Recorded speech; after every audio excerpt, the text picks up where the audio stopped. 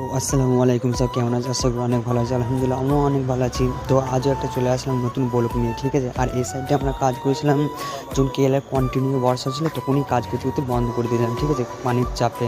যেহেতু খুবই বৃষ্টি হয়েছিল, তাই তখন কাজটা একটু বন্ধ ছিল। আর এইদিকে আমাদের হেল্পার দিকে আমাদের মশলা ফুল রেডি, আর ভাড়া যেহেতু আগে থেকে করা ছিল। তারপর শুনলাম নাকি আমাদের কারেন্টে কী হয়ে গিয়েছে, তারপর দেখছি যে আমাদের হেল্পারই ইলেকট্রনিক মিস্ত্রি হয়ে গেছে, ঠিক আছে। যেহেতু ঠিক করা হয়ে গিয়েছে, তাই আমি পানিটা এমনি মারতে লাগলাম। আর আমাদের হেল্পারগুলো মশলা পুরো রেডি করে দিয়েছিল, আমি আর মিস্ত্রিটা লেগে পড়লাম। আর একটা কথা, আমাদের সাথে যে দুটো লোক এসেছিলো, তারা কিন্তু আজকে বাড়ি থেকে আসার পরে আজকে নতুন কাজে এসেছে।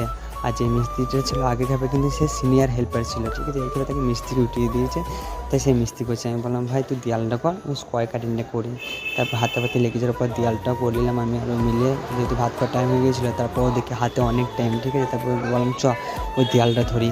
ওই দেয়ালটা মানে দুজনে ধরলাম। তারপর দেখি মেঘের আবহাওয়া খুবই খারাপ, সারাদিনই মেঘের আবহাওয়া খারাপ, ঠিক আছে। তারপরেও ভয়ে ভয়ে কাজ করলাম।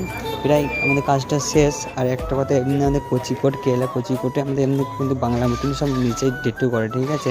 হয়তো অনেক জায়গায় করে না, কিন্তু আমাদের এই কোচিকোটে সবই নিচেই ডেটু করে। তোমাদের কেমন করে জানি না, কিন্তু আমাদের এখানে ডেটু করে।